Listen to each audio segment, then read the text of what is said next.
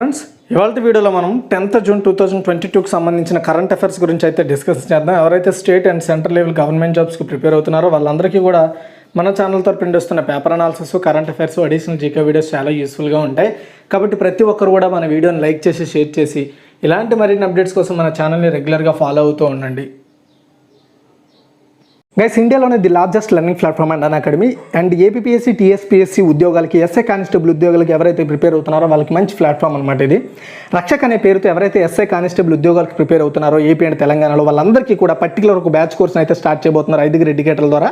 ఇది 18th మే అయితే start కాబోతోందండి. దానికి సంబంధించిన లింక్ డిస్క్రిప్షన్లో ఉంటుంది. అదేవిధంగా వీకెండ్ మారథాన్ అనే పేరుతో ఏపీ అండ్ తెలంగాణ గ్రూప్ 1, 2 ఎగ్జామ్స్కి ప్రిపేర్ అయ్యే వాళ్ళ కోసం special క్లాసెస్తో May 13th, 14th and ఈ 2 డేస్లో 7 AM వచ్చేసి ఇక్కడ మీరు చూసుకున్నట్టయితే మల్టిపుల్ ఎడ్యుకేటర్స్ ద్వారా మీకు అయితే ఈ స్పెషల్ మారథాన్ అయితే నిర్వహించబోతున్నారు. అండ్ కాకి మారథాన్ అనే పేరుతో ఎవరైతే ఏపీ, తెలంగాణ ఎస్ఐ కానిస్టేబుల్ ఉద్యోగాలకు ప్రిపేర్ అవుతున్నారో వాళ్ళకి మే 16th, 17th 7 AM multiple educators ద్వారా మీకు పర్టికులర్గా స్పెషల్ క్లాసెస్ అయితే ఇవ్వబోతున్నారు. మెగా మారథాన్ అనే పేరుతో ఎవరైతే ఏపీ అండ్ తెలంగాణలో అన్ని కాంపిటేటివ్ ఎగ్జామ్స్కి ప్రిపేర్ అవుతున్నారో వాళ్ళ కోసం మొత్తం మల్టిపుల్ ఎడ్యుకేటర్ల ద్వారా మే 18th 7 AM స్పెషల్ క్లాసెస్ అయితే నిర్వహించబోతున్నారు. దీనికి సంబంధించిన లింక్ డిస్క్రిప్షన్లో ఉంటుంది.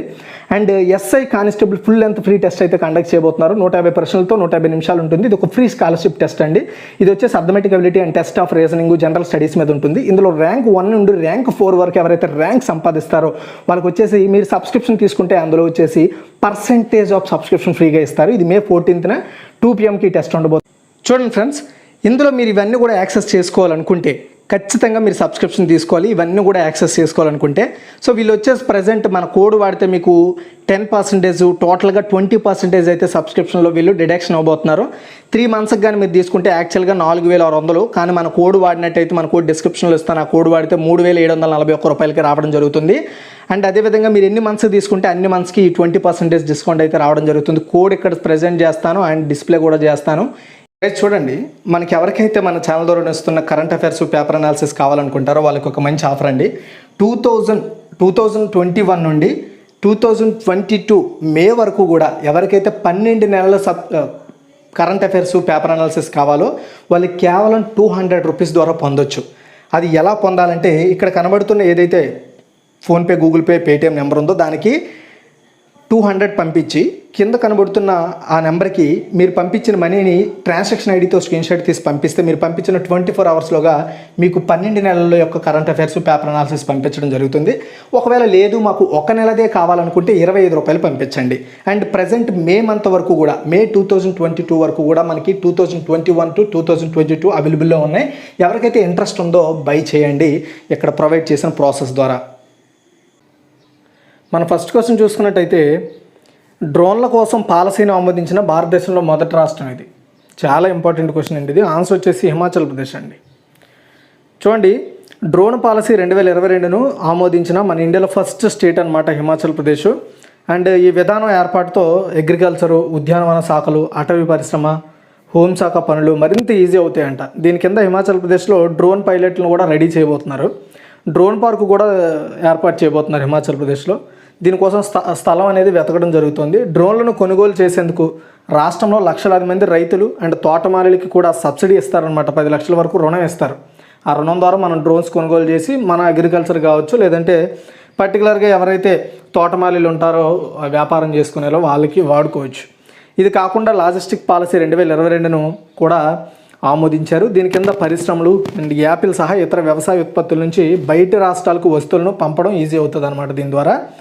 అండ్ రాష్ట్ర సచివాలయంలో ముఖ్యమంత్రి జైరామ్ ఠాకూర్ అధ్యక్షతన జరిగిన మీటింగ్లో ఈ క్యాబినెట్ మీట్లో ఈ నిర్ణయాలు తీసుకోవడం జరిగింది. ఒకటి డ్రోన్ పాలసీ. ఈ డ్రోన్ పాలసీని తీసుకొచ్చిన first Indian state and so Himalayan state కూడా ఇదే. అండ్ ఇంకోటి వచ్చేసి మనం గుర్తుపెట్టుకోవాలి లాజిస్టిక్ పాలసీ 2022.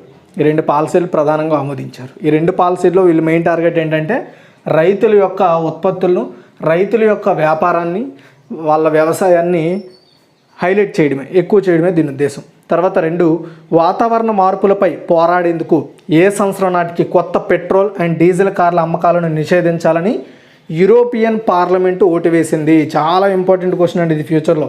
ఓకేనా? సో ఇది లైక్ యూపీఎస్సీ లెవెల్ కూడా చాలా యూస్ఫుల్గా ఉంటుంది. ఎందుకంటే రీసెంట్ యూపీఎస్సీకి సంబంధించిన ప్రిలిమ్స్ ఎగ్జామ్ పేపర్లు ఎక్కువగా ఎన్విరాన్మెంట్కి టార్గెట్ చేశారు, కరెంట్ అప్డేట్స్కి టార్గెట్ చేసి అడిగాడు.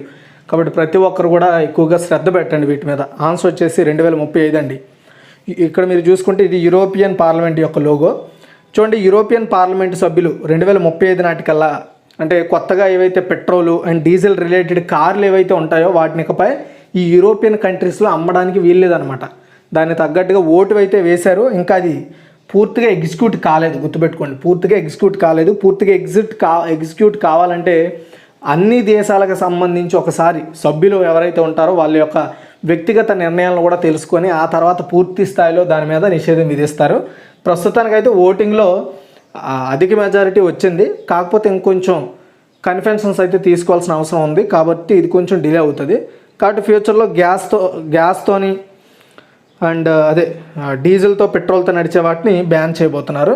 అండ్ అదేవిధంగా దీని ఉద్దేశం ఏంటంటే కార్బన్ డైఆక్సైడ్ అనేది పొల్యూషన్ ఎక్కువగా క్రియేట్ చేస్తుంది కదా.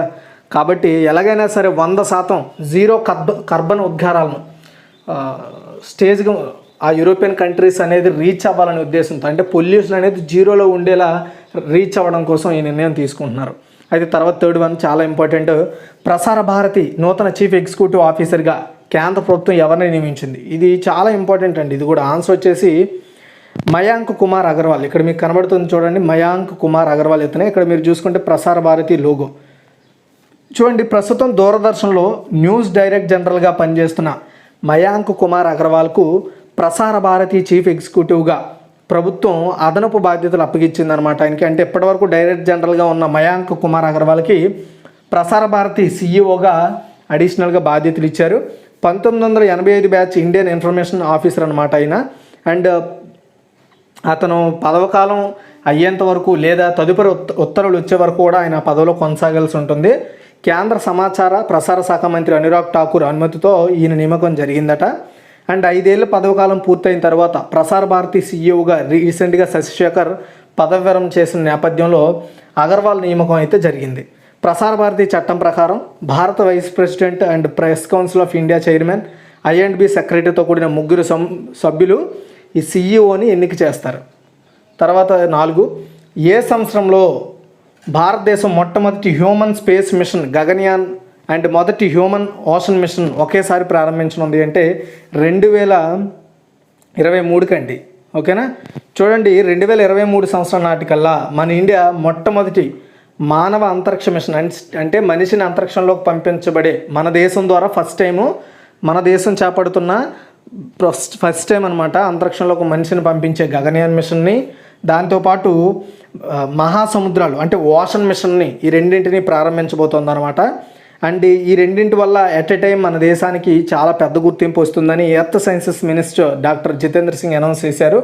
కేంద్ర ప్రభుత్వం త్వరలో బ్లూ ఎకానమిక్ పాలసీని కూడా తీసుకురాబోతోంది. ఈ బ్లూ ఎకానమిక్ పాలసీ అనేది పర్టికులర్గా సముద్రాలకు సంబంధించిన పాలసీ అనమాట. సో ఈ పాలసీ కింద పర్టికులర్గా సముద్రంలో దొరికే మాంగనీస్ నోడ్యూల్స్, గ్యాస్ హైడ్రేట్లు, హైడ్రోథర్మల్ సల్ఫైడ్లు, కోబాల్ట్ క్రస్ట్లు వంటి వనరులు ఏవైతే ఉంటాయో వాటిని తవ్వి తీయడానికి అవకాశం ఇస్తుంది అనమాట బ్లూ ఎకానమిక్ పాలసీ అనేది. అంటే సముద్రంలో ఉండే గనులు కూడా తవ్వకాలకి అవకాశం ఇస్తుంది అనమాట. అది కూడా 1000 నుండి 5500 మీటర్ల లోతులో ఉండేది. సో దీనికోసం 4077 కోట్లతో దీనికి సంబంధించి మిషన్ను అమలు చేసేందుకు ప్రభుత్వం 2021 జూన్లోనే ఆమోదం తెలిపింది. కాకపోతే అది ఇంకా అచీవ్ కాలేదు. తొందరలో దాన్ని కూడా స్టార్ట్ చేస్తారు. గుర్తుపెట్టుకోండి, mission Gaganyaan and ocean mission ఈ రెండింటిని ప్రభుత్వం 2023 కల్లా ప్రారంభించబోతోంది. తర్వాత 5th వన్ అండి, ఆయుర్వేద ఆహారం కోసం కొత్త లోగోని ఎవరు ఆవిష్కరించారు? చాలా ఇంపార్టెంట్ అండి ఇది. సో ఆయుర్వేద ఆహారం అనేది పర్టికులర్గా FSSAI వాళ్ళ ద్వారా అమలు చేయబడుతున్న ప్రత్యేకమైన ప్రాజెక్ట్ అనమాట. సో దీనికోసం కొత్త లోగోను శ్రీ మన్సుఖ్ మాండవీయ గారు అయితే స్టార్ట్ చేశారండి. ఆ కొత్త లోగో ఇక్కడ మీరు చూడొచ్చు ఎలా ఉందనేది. ఓకేనా. సో ఇక్కడ చూసుకుంటే ఆయుర్వేదలో వచ్చేసి హిందీలో ఇచ్చారు అండ్ ఆహార్ అనేది ఏలో ఇచ్చారు, ఇంగ్లీష్లో చూసుకున్నారా. అది చూడండి, ఆయుర్వేద ఆహార లోగోను ఆరోగ్య మంత్రి మన్సుఖ్ మాండవీయ గారు ఆవిష్కరించారు. ఆయుర్వేద ఆహార లోగో సులభంగా గుర్తించడానికైతే యాక్సెసిబుల్గా ఉంది. అందువలన ఇది ఆయుర్వేద ఆహారం యొక్క ఈజీగా ఐడెంటిఫై చేయొచ్చు అలాంటి రిలేటెడ్ ప్రోడక్ట్స్ని, ఐటమ్స్ని.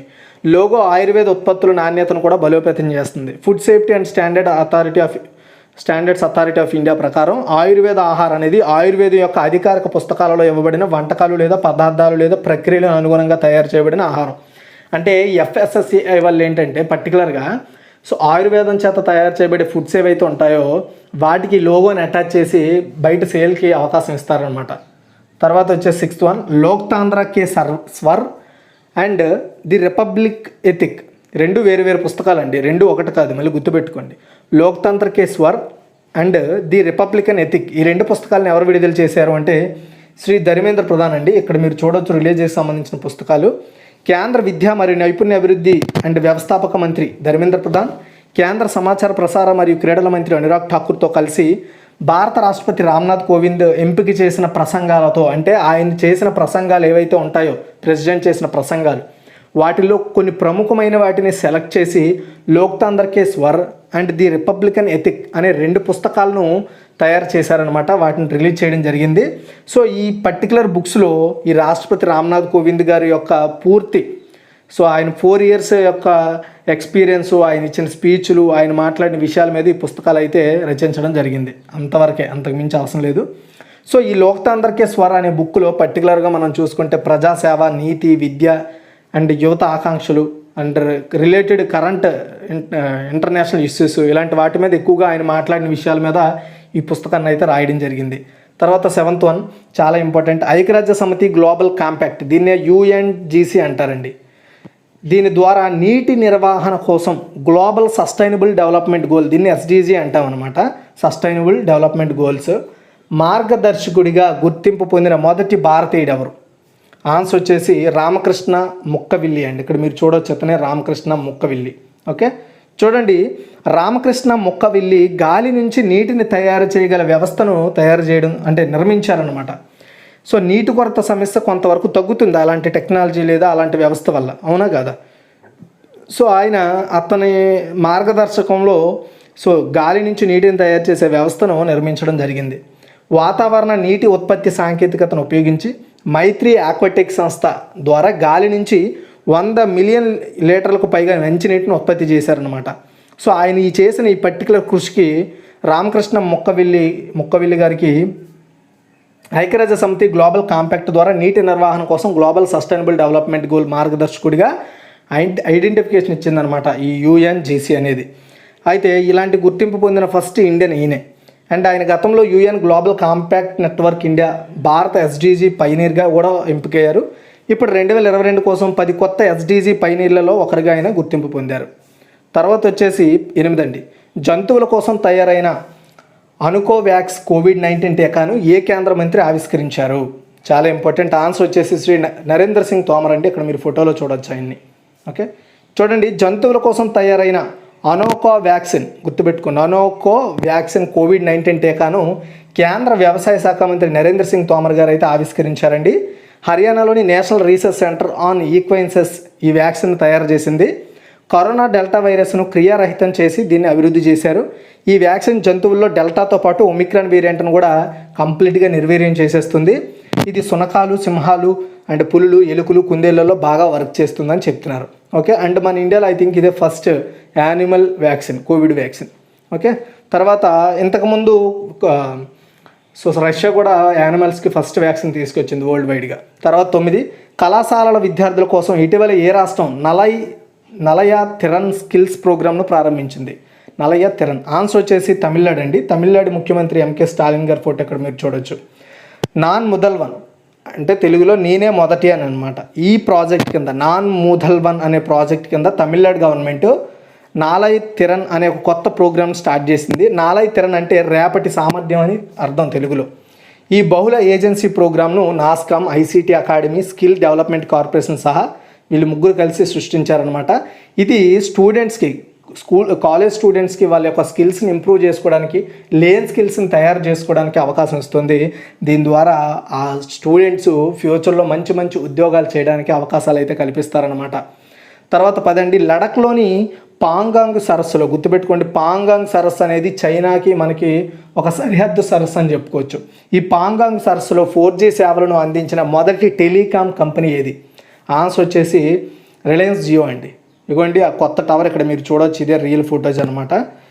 చూడండి, రిలయన్స్ జియో తన 4G మొబైల్ సేవలను లడఖ్ ప్రాంతంలోని పాంగోంగ్ సరస్సుకి సమీపంలో ఉన్న ఒక గ్రామంలో విస్తరించింది, అంటే ఏర్పాటు చేసింది. దీంతో రిలయన్స్ జియో ఇటీవల సంవత్సరాలలో భారతదేశం చైనా మధ్య ఘర్షణ బిందువుగా ఉన్న పాంగాంగ్ ప్రాంతంలో చుట్టుపక్కల 4G మొబైల్ కనెక్టివిటీని అందించే ఫస్ట్ నెట్వర్క్. అండ్ లడఖ్ నుండి లోక్సభ సభ్యుడు జామ్యంగ్ సెర్సింగ్ నామ్గ్యాల్ స్మాక్మింగ్ ఈ పర్టికులర్ ఆ విలేజ్లో ఈ జియో మొబైల్ టవర్ని అయితే స్టార్ట్ చేశారు. తర్వాత 11 QS వరల్డ్ యూనివర్సిటీ ర్యాంకింగ్స్ 2023లోని అగ్రస్థానంలో ఉన్న యూనివర్సిటీ ఏది? ఆన్సర్ వచ్చేసి మసూచాసెట్స్ ఇన్స్టిట్యూట్ ఆఫ్ టెక్నాలజీ అండి. చూడండి లండన్, చూడండి సో స్క్వాస్క్వెర్లీ సిమోన్స్, దీన్ని QS అంటారు. లండన్కి చెందిన గ్లోబల్ హైయర్ ఎడ్యుకేషన్ ప్రపంచంలో అత్యధిక సంప్రదించబడే అంతర్జాతీయ యూనివర్సిటీల ర్యాంకింగ్ యొక్క 19వ ఎడిషన్, అంటే 2023 అంటారు 19వ ఎడిషన్ అంటే, ఈ ఎడిషన్ విడుదల చేశారు. ఈ పర్టికులర్ వాటిలో మొత్తం 900 యూనివర్సిటీలకు ర్యాంకింగ్స్ ఇచ్చారు. అది కూడా 8 కీలక సూచికల ఆధారంగా ఈ 900 యూనివర్సిటీలకు ర్యాంకింగ్స్ ఇచ్చారు. వరల్డ్ వైడ్గా టాప్ 3లో ఇక్కడ మీరు చూసుకోవచ్చు. First Massachusetts Institute of Technology first ప్లేస్లో ఉంది, స్కోర్ 100, ఇది యూకేలో ఉంది. అండ్ నెక్స్ట్ యునైటెడ్ స్టేట్స్లో ఉంది. Cambridge University UK second, third వచ్చేసి స్టాన్ఫర్డ్ యూనివర్సిటీ యునైటెడ్ స్టేట్స్.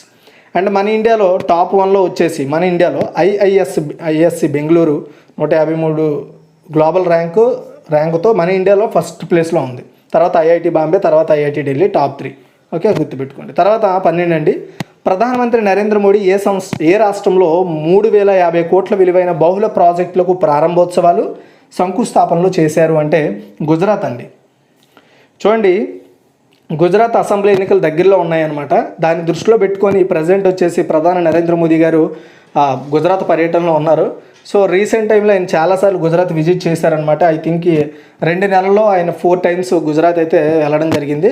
అయితే ఈరోజు గుజరాత్లో పర్యటించిన ఆయన గుజరాత్లో కొన్ని ప్రాజెక్టులకు శంకుస్థాపనలు ప్రారంభోత్సవాలు చేశారు. ఆ ప్రాజెక్టుల యొక్క వాల్యూ 3050 కోట్లు అనమాట. అండ్ అదేవిధంగా సో ఇప్పటికే గుజరాత్లో అవైలబుల్లో ఉన్న గుజరాత్ గౌరవ్ అభియాన్ అనే ప్రాజెక్ట్ కింద కొన్ని కార్యక్రమాల గురించి ఆయన మాట్లాడుతూ ప్రారంభించారు కూడా. తర్వాత 13 అంతర్జాతీయ ద్రవ్యనిధి ఆసియా మరియు పసిఫిక్ విభాగానికి అతిపెద్దగా నియమితులైన భారతీయుడు ఎవరు? చాలా ఇంపార్టెంట్. ఆన్సర్ వచ్చేసి కృష్ణ శ్రీనివాసన్. ఈయనే చాలా ఇంపార్టెంట్ అండి, ఇది గుర్తుపెట్టుకోండి. జూన్ 22 నుండి అమల్లోకి వచ్చేలా ఆసియా మరియు పసిఫిక్ డిపార్ట్మెంట్, దీన్నే APD అంటారు. ఈ APD డైరెక్టర్గా భారతీయ జాతీయుడు కృష్ణ శ్రీనివాసన్ని నియమిస్తున్నట్లుగా అంతర్జాతీయ ద్రవ్యనిధి అంటే IMF, ఇంటర్నేషనల్ మానిటరీ ఫండ్ అనమాట, ఇది అనౌన్స్ చేసింది. దీని డైరెక్టర్ క్రిస్టిలినా జార్జియా గారు అనౌన్స్ చేశారనమాట. ఈ IMF ప్రకారం అతను ఫండ్ నుండి పదవి విరమణ చేసిన చాంగ్ యోంగ్ రీ స్థానంలో, ఇంతకుముందు మన ఆసియా పసిఫిక్కి చాంగ్ యోంగ్ రీ అనే వ్యక్తి హెడ్గా ఉండేవారు. ఇప్పుడు ఆయన ప్లేస్లో కృష్ణ శ్రీనివాసన్ గారు అయితే వచ్చారు.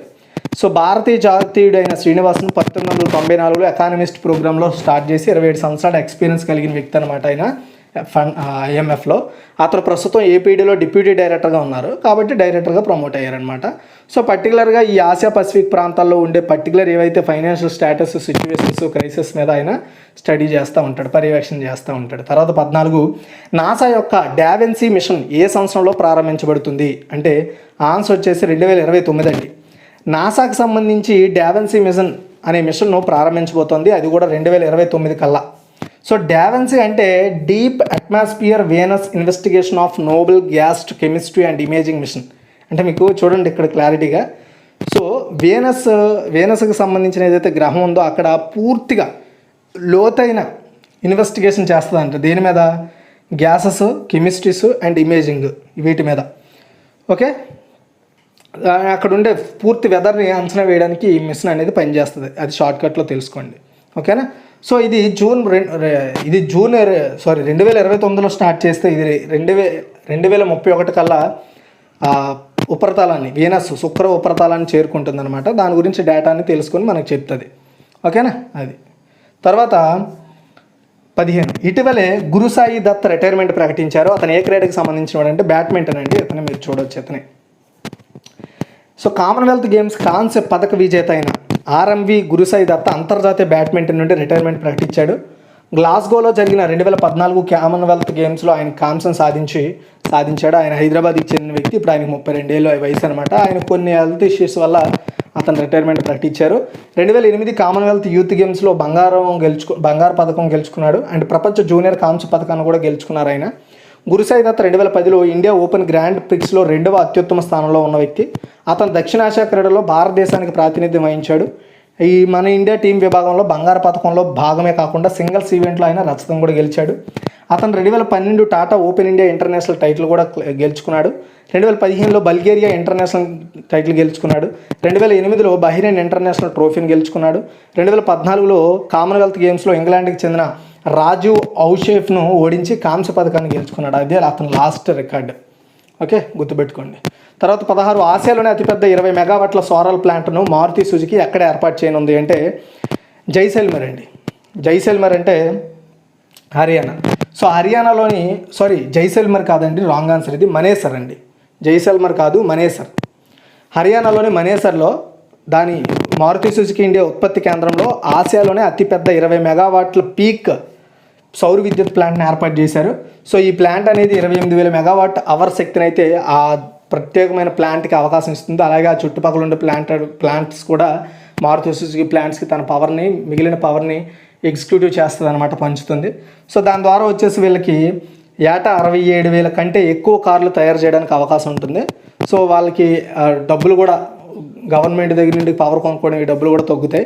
మారుతి సుజుకి యొక్క మాతృ సంస్థ అయిన సుజుకి మోటార్ కార్పొరేషన్ దాని ఉత్పత్తులు, తయారీ ప్రక్రియ నుండి కార్బన్ ఉద్గారాలను తగ్గించడానికి పనిచేస్తుంది.